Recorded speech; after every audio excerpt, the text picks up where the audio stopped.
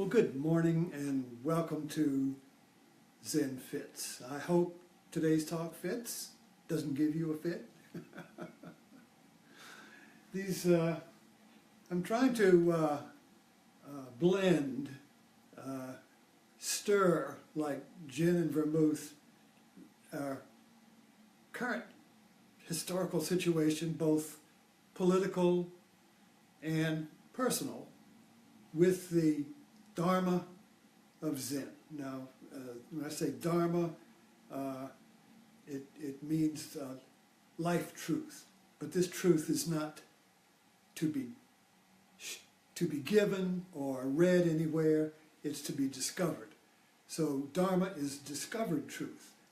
Aha! Eureka! I found it. Dharma is creative truth. Dharma is awakened truth. You see, and only you can discover it. So I'm not here to teach you truth. I'm here to share discovery, to share seeing, to share awakening. It's a verb. It's not a noun. So today's topic is the Zen of Trump. So yesterday we left off our story with the metaphor of the gyroscope within. And you know, a gyroscope always rights itself. And a gyro compass always points to true north. You can't make it deflect. You can't make it change its course or its pointing by putting an iron bar next to it, you see.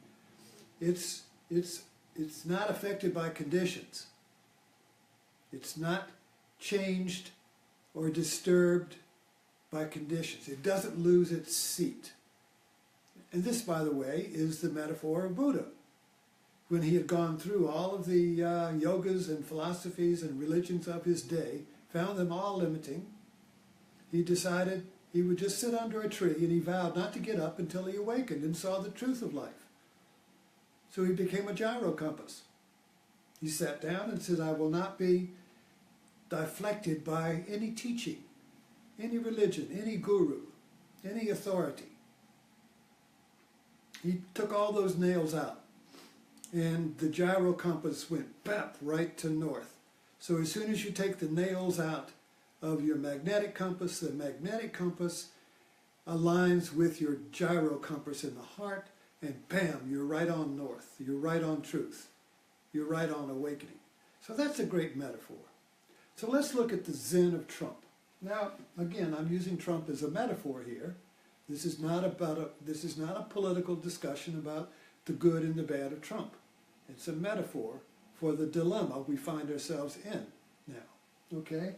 So my favorite Zen koan, anyway, before I get into that, we left yesterday with the two metaphors of the magnetic compass, which is the ego's compass, the chooser, the little me who sits in the head and runs things. That's the compass he uses. But the heart's compass is the gyro compass. And see, we've lost contact with the gyro compass, so we're kind of like wandering around in circles following the magnetic compass. So let's pick up there.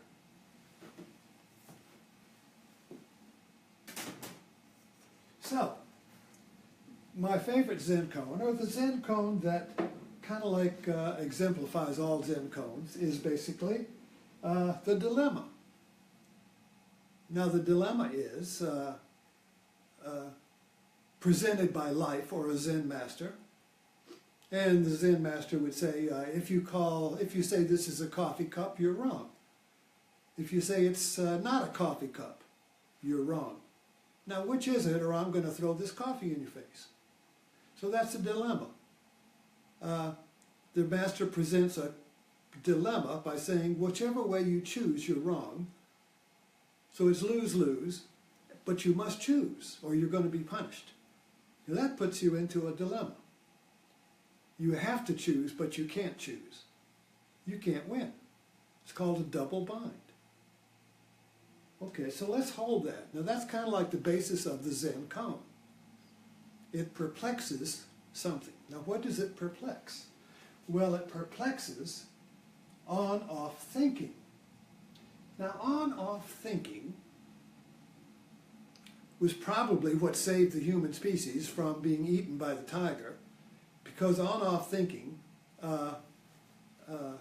is a tool.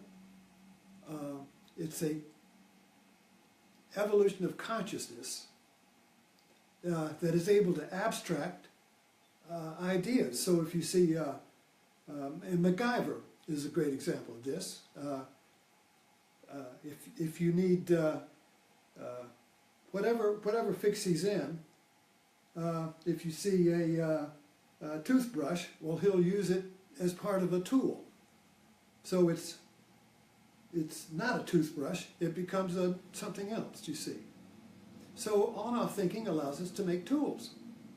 And we've built the civilization we're in through thinking. Particularly with the Enlightenment. Now, the Enlightenment was really the birth of the scientific method and on-off thinking. On-off thinking creates computers. It's binary. All you need is just yes, no, and you can create the logic of a computer. So on-off thinking is logical thinking. And Descartes set the foundation for the scientific mind when he said that truth is clear and distinct ideas. You see, so when you have, truth is not ambiguous. Science is not ambiguous. Science is logical, and on-off thinking is logical. On-off thinking basically says this is a cat brush, and it's not a toothbrush. Somebody might want to use it. MacGyver might use it as a toothbrush. But the idea is this, and it's not anything. It can't be anything else. It's on or off. Either or. No ambiguity. So now we're faced with but when ambiguity rises, and that's what a Zen cone does. A Zen cone brings the ambiguity up to the surface, you see. Life is ambiguous. Life is ambiguous, you see. But we want to make life on-off thinking and certain. We want to make life certain. And if you really look at it this way, everything in our culture is trying to make life certain and take away the fear of death and uncertainty. So you buy a car. You might wreck it. That's uncertain. What are you going to do then? Well, you get an insurance policy so that you will seamlessly have a new car. If you wreck this one, you will seamlessly be presented with another car. Health insurance. What happens if you get sick? Uncertain. What am I going to do? Well, you want health insurance that will seamlessly repair you in the body shop of the hospital and put you back home like you were before. You don't want any interruptions. You want a seamless thing, you see. So if there's any break or inconsistency or injustice in it, that creates uncertainty. And that threatens on-off thinking. So this on-off thinking is really, if you really look at it this way, you see, it's very at the basics of the way I am in the world. Anytime there's uncertainty, I get a little panic. And what does uncertainty do? Well, it creates a vicious vortex. A vortex is a drain, You see it in the bathtub. Who takes a bath now? It's all showers, but a whirlpool, a tornado. But it goes, or the whirlpool in the Pirates of the Caribbean. That was a great one. So you get this vortex, you see, going around and around and around. And it goes in a little funnel down here and say, where does it go? Well, we don't know. Look at a whirlpool. Where does it, in a tub, it goes down the drain, but in a whirlpool, everything goes into that vortex and then it goes out. Where does it go? Or a black hole in space is a vortex. So everything, if you get close to that, you're going to get sucked into it. Where does it go? Come out on the other side of another reality? We don't know. Uncertainty, terror. So if you look at on-off thinking, now on-off thinking basically is based in certainty. This is this, and it can't be that. Right? And so this goes, the thinking evolves down. When it's questioned, when certainty is questioned or threatened, you move down into these other layers of thinking. The next one is more or less. Well, it's a little more, or it's a little less. And a good example of that is the whole thing can be put in a metaphor of a kid standing at the wall at the light switch, and he's turning it on and off, on and off. Will you leave the light alone, right? Or you might get a rheostat, and you can say it's more light or less light, right? So that's more or less thinking. And then this evolves into ought thought. It ought to be on now. I mean, it's off. It ought to be on. And then this variation of ought thinking is morality. It's wrong for it to be off, and it's right for it to be on. And if you turn it off, you're going to hell. You see, so that's morality thinking. Now this evolves into when there is ambiguity and more or less or ought or morality fails, because these all give you kind of like a sense of certainty, then you have worry. Now worry is a combination of on, off, and more or less. Is it on, off, or is it more or less? Should I do more of this, or should I do less? I can't do it. So worry creates a vortex. And if you can't get out of it, then this creates a monologue or a monodialogue. Now I'm talking to myself, you see. Now the little whirlpool is thinking, and we all know this. This is so, most people live in it all their lives. If you want to see a visual of it, it's a little wah, wah, wah, wah, wah, like that. When you stick the microphone up to an amplifier, wah, wah, it gets worse because it self-feeds itself. A worry vortex, you see, is my favorite. Here's my favorite little diagram. You see, I'm getting so good at it now, it's so smooth. But this is the vortex of the failure of on and off thinking. The failure of certainty creates a vortex. And more or less or odd or morality, you see, tries to stop the vortex, but then it slips into worry. And then there's an ongoing background of worry, which you could call the anxiety or dread, you see, or fear. You know, so all these aspects of worry, you see, happen when certainty fails, and we start to slip into the vortex, you see, which is going like this.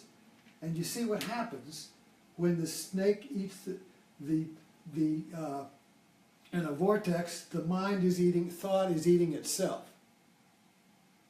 So it gets bigger because it's eating its own energy. See, this is positive and this is negative. So it's self-generating, like a generator that's movies do this all the time. The generator's gone wild, we can't stop it. Or you're in a car and the accelerator hits the floor and you can't stop it. Or the runaway train, or the runaway computer, or anything that runs away is a metaphor for this vortex in the mind where thinking can't stop it. And whoa, whoa, whoa, whoa, whoa, I'm in a panic, and you got to hold on to go to some authority or friend or priest or therapist. Hold on, you see. So this is a dilemma. Now a dilemma is ambiguity. Ambiguity is just, well, you got this and you got this, and they're both equal, and I can't choose. All right. But dilemma is when you must choose or you're going to get punished. Now you got a dilemma. You got to choose, but you can't. And so then we're back here. So if both choices are no, and you're going to be punished if you don't choose, but you can't choose one because they're both lose-lose, and they're both equal, and they're mutually dependent, you see. So you can't choose, you know, the tail and the head are opposites, but they're mutually dependent.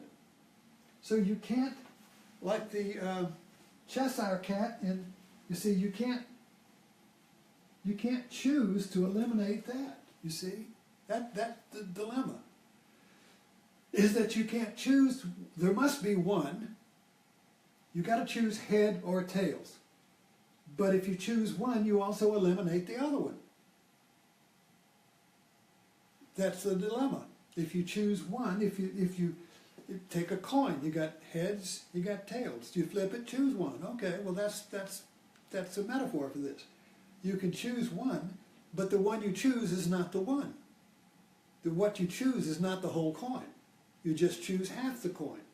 So you choose, in this game, you choose the one. Now we've all got just heads, no tail.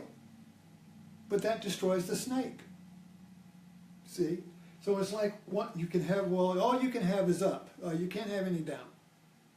How's that going to work out? All you can have is hot. You can't have any cold. All you can have is smooth, but you can't have any hard. Okay? Or all you can have is positive. You can't have any negative. Now, positive thinking, that's kind of like saying all you can have, well, if you really work at it, you just have heads, no tails.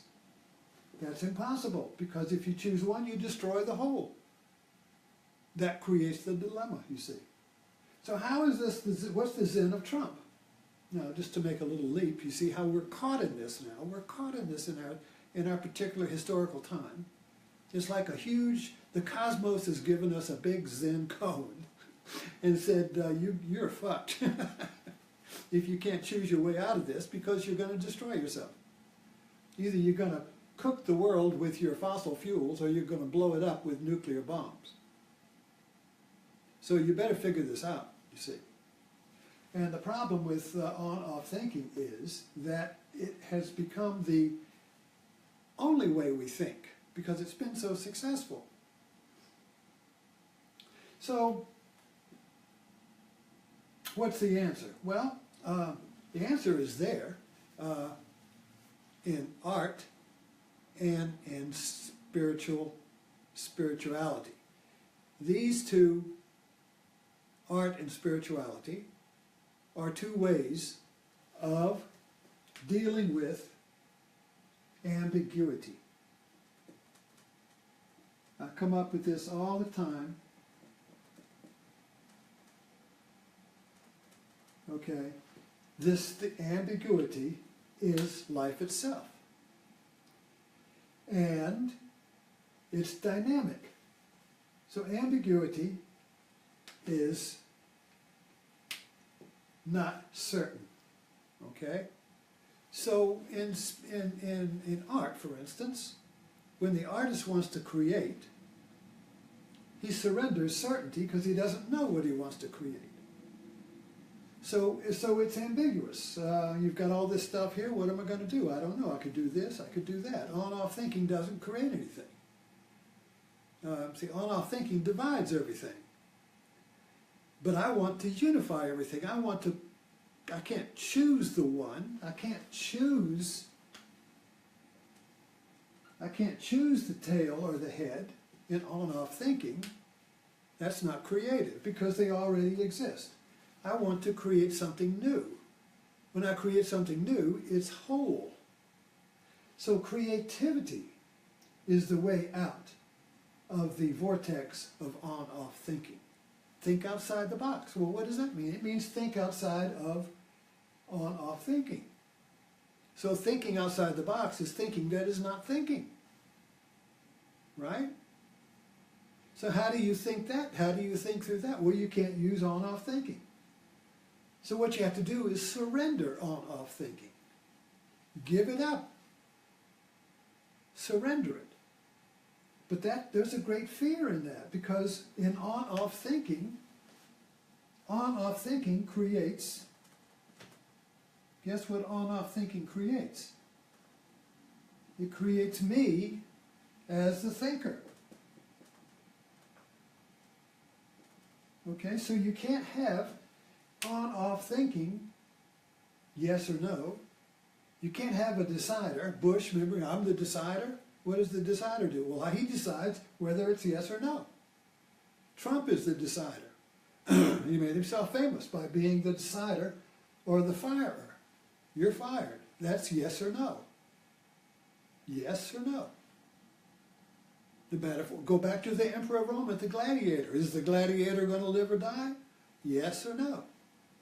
You see? That's very certain. Yes or no. It's good or it's bad, yes or no. This is not creative thinking. You're just dividing the whole into eliminate that half. When you're fired, you just get rid of the tail. Just keep the head, you see. So creative thinking and spirituality are basically the same. And both have the ability or the intention to be comfortable with uncertainty, to see what will rise. The artist creates out of uncertainty or not knowing. The most famous example is Archimedes. So Archimedes was given a Zen cone by the king. He said, all right, I got this crown of gold here, and I want to know how much, somebody gave me this thing, and I want to know how much gold is in. I want you to measure the gold. So on-off thinking says basically, well, you can't, how do you measure the gold in a crown? Well, you have to melt it in order to measure the gold in it, weigh it. In order to weigh the gold, because it's probably got other stuff in it that's not gold. So you want to separate the gold from the other stuff and measure it. How do you do that? Well, you melt it. But then that destroys the crown and he'll cut your head off. What to do? So Archimedes is in a dilemma, right? So he relaxes with it. He accepts the ambiguity, the uncertainty. It's called not knowing. He's comfortable with not knowing. The fear of punishment, of fear of being stupid, the fear of being embarrassed. You let that go. You're okay with not knowing. But you're awake. You're aware. But you don't know. So he takes a bath, and he notices that when he gets in the tub, the water rises in the tub to equal his the form of his body. So he can measure his body weight, his body, by the rising water. Eureka! I found it. And the story goes running down the street naked. Eureka! I found it. Well, that's just a great legend, but it's an example of the whole process of discovery. So we only discover stuff when we get caught in the ambiguity and the failure of logical thinking.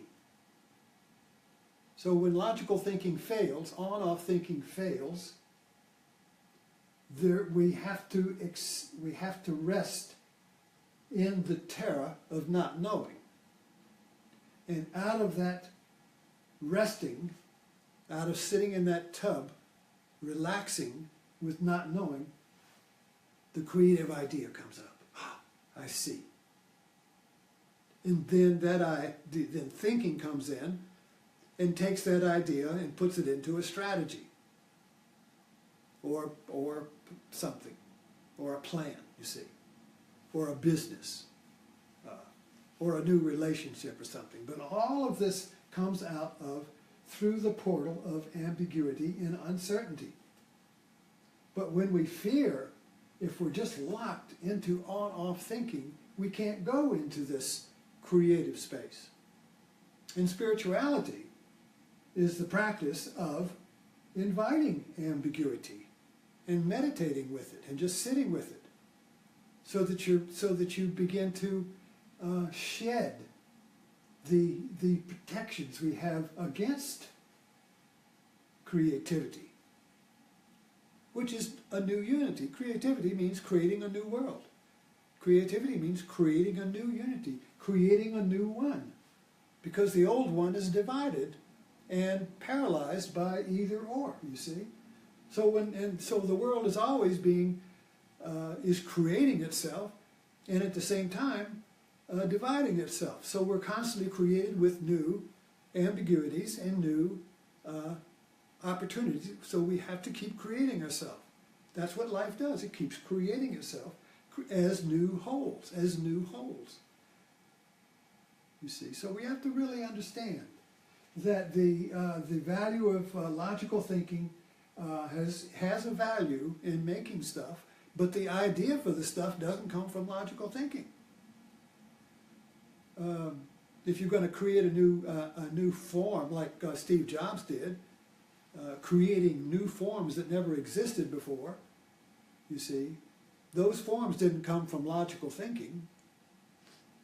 The forms came, the idea came by knowing that it was there, but not knowing what it was, and being able to rest with the not knowing until the new product or the new idea appeared. And then you say, I know it, that's it. I knew it all the time. I didn't know what it was, but I know it because I knew what it was.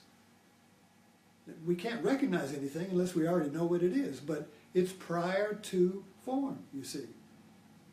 It's prior to existence, and when it comes up, we say, I know it. And this is what awakening is. You look in the mirror and say, I know you. Where have you been all my life? I'm finally at one with you. You're no longer a yes or no image out there. I'm no longer, I'm good or I'm bad. You see, 1 minute I'm good, 1 minute I'm bad. I'm no longer caught in yes and no, or either good or bad. No. You see, so this whole idea now, the idea of Trump is that this is kind of like a American Zen cone, because Trump creates ambiguity. He thrives in it. This whole thing about there are facts, the logical thinking, what's clear and certain ideas. Is this right or wrong? Logical thinking. The news is built on that, you see. Science, logical thinking. And Trump constantly creates alternative realities. So he's constantly creating, I don't want to get into the psychology of it or not, but just connecting it up with this idea. So right now we're in a full bloom dilemma, you see, because there are two equal alternatives. Did Trump obstruct justice, which is a crime? Or did he not obstruct justice? Yes or no? If you say he did, you're wrong. If you say he didn't, you're wrong. Now, which is it? So, you see. So the news, you look at the talking heads on news, they are really just going around and around trying to find certainty in this uncertain situation. And the problem with the presidency in Trump is that by its nature, the president has to provide certainty and security, just like Walter Cronkite did, you see, with the CBS News. If Walter was on, it could be the Cuban Missile Crisis or whatever, Kennedy assassination, whatever, but Walter gave us a feeling of security and certainty that everything would be okay, you see. So Walter was kind of like the father who says, everything's okay, kids, you know, we're going to get through this. Don't worry about it. We're okay, you see. So, you know, but Trump can't do that. But that's basically what the president is supposed to do. So Trump creates, because he is divided, I don't want to get into analysis of Trump, but the facts are he creates uncertainty through ambiguity, and so his people say he's good, the other people say he's bad. And which is it? Is he good or is he bad, or is he good bad? Is he both? Okay. Well, we'll leave it at that. Thank you for dropping in and trying with me to make some sense out of this crazy world we live in.